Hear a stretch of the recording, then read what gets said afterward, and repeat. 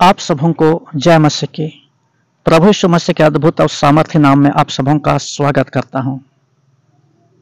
मेरे प्रियो, फिर एक बार परमेश्वर के निकटता में आकर के उसके वचनों को सुनने का अवसर परमेश्वर ने दिया है। इसके लिए प्रभु को हम धन्यवाद देते हैं। जो कुछ भी परमेश्वर ने आज हमको दिया है, विशेषकर हम देखेंगे हमारा समय के विषय में। हालेलुया। हम पढ़ेंगे इफिसियों की पत्री 5 अध्याय 15, 16 और 17 को। यहाँ पर इस प्रकार लिखा हुआ है, इसलिए ध्यान से देखो कि कैसी चाल चलते हो, निर्बुद्धियों के समान नहीं पर बुद्धिमानों के समान चलो। अवसर को बहुमूल्य समझो क्योंकि दिन बुरे हैं। इस कारण निर्बुद्धि न हो पर ध्यान से समझो कि प्रभु की इच्छा क्या है। हालेलुया। मेरे प्रियो, हम यहाँ पर देखते हैं 15 में बोलता है, इसलिए ध्यान से देखो कि कैसी चाल चलते हो। 16 में लिखा है, अवसर को बहुमूल्य समझो क्योंकि दिन बुरे हैं। 17 में, इस कारण निर्बुद्धि न हो पर ध्यान से समझो कि प्रभु की क्या इच्छा है। मेरे प्रियो, परमेश्वर ने जो कुछ भी हमको दिया है आज, सब कुछ उसका दिया हुआ है और वह उसके सामने हम सबको न्याय के दिन में हमको लेखा देना पड़ेगा। हालेलुया। हम देखेंगे एक निर्बुद्धि व्यक्ति और एक बुद्धिमान व्यक्ति, इनका चाल चलन और इनका समय व्यतीत करना किस तरह से होता है।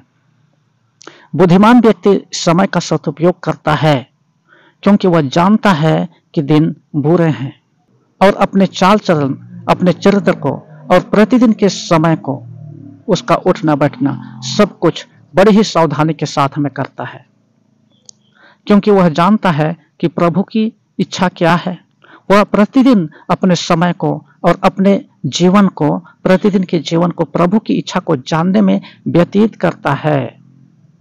हालेलुया। लेकिन एक निर्बुद्धि व्यक्ति ऐसा नहीं, वह समय को नष्ट करता है। प्रतिदिन वो अपने चाल चलन को, अपने जीवन को लापरवाही के साथ में व्यतीत करता है। वह मूर्खों की नहीं चलता है, अर्थात कि वह अपने चाल चलन के विषय में लापरवाह होता है।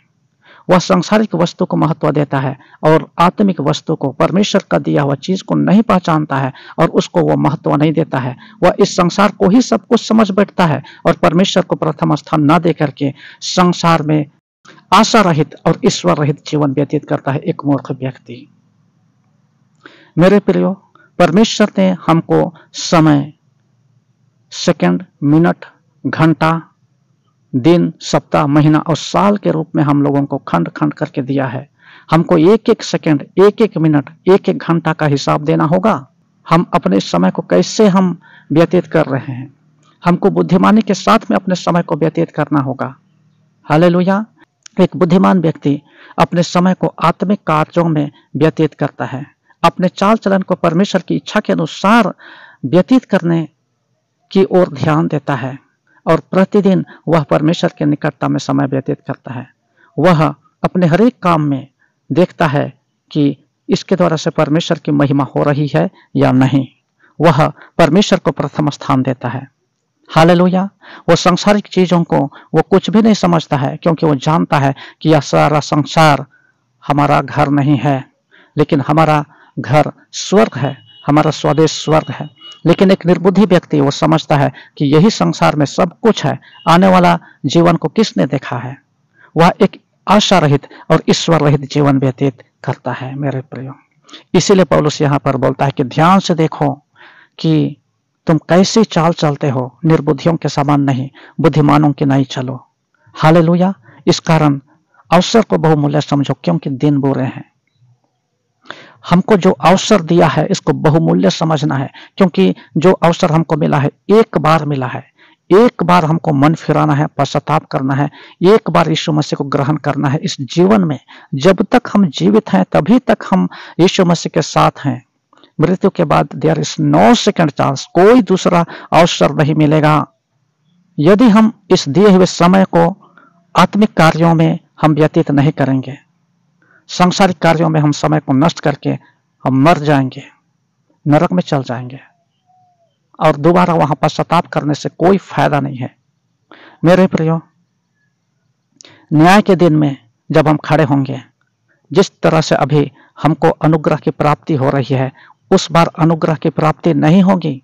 यदि हम आत्मिक जीवन में गिर गए हैं तो वचन पढ़ने और परमेश्वर के निकटता में आने के द्वारा हम अपने आत्मिक जीवन में उठ करके खड़ा हो सकते हैं। लेकिन न्याय के दिन में कोई क्षमा नहीं है, कोई दूसरा अवसर नहीं है। इसलिए पौलुस यहाँ पर बोलता है, अवसर को बहुमूल्य समझो, क्योंकि दिन बुरे हैं। दिन बुरे हैं किस अर्थ में दिन बुरे हैं?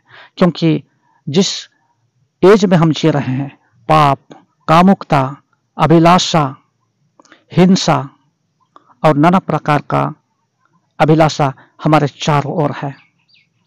एक विश्वासी सिर्फ यीशु मसीह पर भरोसा करके इस बुरे दिन का सामना कर सकता है। हालेलुया। मेरे प्रिय, बाइबल में हम कई एक लोगों को हम लोग देखते हैं जो अपने समय को बहुत ही लापरवाही के साथ में उन्होंने व्यतीत किया। हम देखते हैं एसाऊ और याकूब।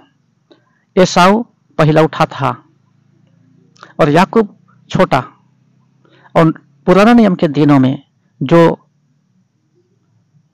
जेठा होता था, जो बड़ा होता था, वह परमेश्वर की ओर से होता था। एक दिन जंगल से वह शिकार करके लौट रहा था। एसाऊ को देख रहा है कि वह दाल पका रहा था।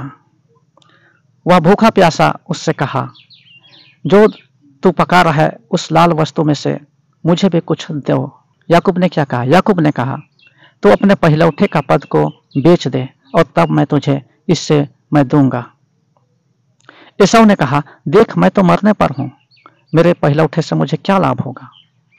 और इसलिए याकूब के हाथ में उसने बेच दिया। याकूब उसके बदले में वो दाल और रोटी उसको दी। वचन में लिखा हुआ है, यूं उसने खाया पिया और उठ करके चला गया। इस तरह से वो अपने पहलौठे का पद को तुच्छ जाना। मेरे प्रियो, किंतु याकूब पहलौठा न होने के बावजूद भी पहलौठा का पद को वो महत्व देता था, उसके महत्व को समझता था। लेकिन एसाऊ नहीं, वह स्वर्गीय वस्तुओं को महत्व नहीं देता था, किंतु सांसारिक वस्तुओं को, प्रतिदिन के जीवन को महत्व देता था। प्रतिदिन के जीवन में सांसारिक चीजों को, सांसारिक कार्यों को महत्व देता था। और इसलिए अपने सोच विचार के अनुसार वह शारीरिक अभिलाषा, शारीरिक भूख प्यास को मिटाने के लिए उसने अपने पहलौठे का पद को बेच डाला। जबकि उस स्वर्गीय वस्तु को प्राप्त करने के लिए याकूब अपना सांसारिक चीज और सांसारिक आवश्यकताओं को बेच डाला उसने। एक बुद्धिमान व्यक्ति आत्मिक बातों को महत्व देता है और आत्मिक बातों पर मन लगाता है, और इसलिए उसके जीवन में शांति और आनंद की प्राप्ति होती है उसको। लेकिन एक निर्बुद्धि व्यक्ति वह परमेश्वर के वचन को महत्व नहीं देता है, प्रतिदिन के सांसारिक जीवन को महत्व देता है, और प्रतिदिन वो सोचता है कि जो कुछ भी है तो यह संसार है, इसलिए जब तक हम जीते हैं हम इस संसार के हर एक वस्तुओं का उपभोग कर लें। मत्ती रचित सुसमाचार में हम देखते हैं दो व्यक्तियों को, दोनों घर बनाते हैं। बुद्धिमान व्यक्ति वह अपना घर बनाने के लिए चट्टान पर नेव खोदता है और घर बनाता है, और निर्बुद्धि व्यक्ति वह बालू पर नेव खोद करके घर बनाता है। और दोनों का घर तैयार हो गया। जब तक आंधी और तूफान नहीं आएंगी कुछ परखा नहीं जाएगा। जब आंधियां आई, तूफानें आई, निर्बुद्धि व्यक्ति का घर नष्ट हो गया, ढह गया, क्योंकि उसका नेव बालू में था। किंतु बुद्धिमान व्यक्ति का घर, आंधियां आई, तूफान आई, लेकिन वह खड़ा रहा, क्योंकि बुद्धिमान व्यक्ति का घर चट्टान के अंदर में नेव पड़ा हुआ था।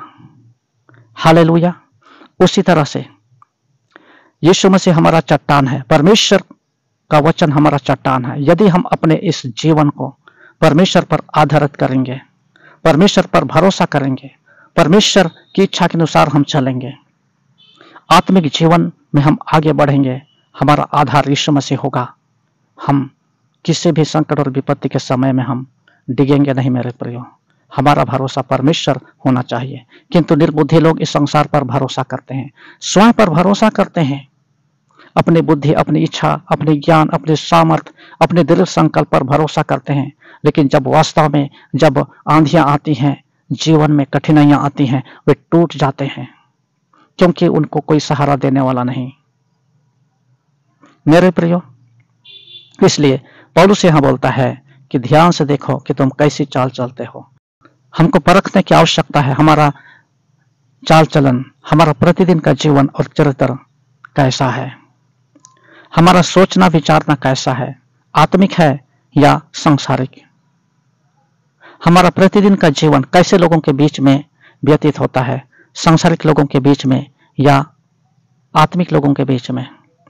हमारा प्रतिदिन के जीवन को हम कैसे व्यतीत करते हैं, परमेश्वर के वचन पर मनन करके या सांसारिक वस्तुओं का सेवन करके।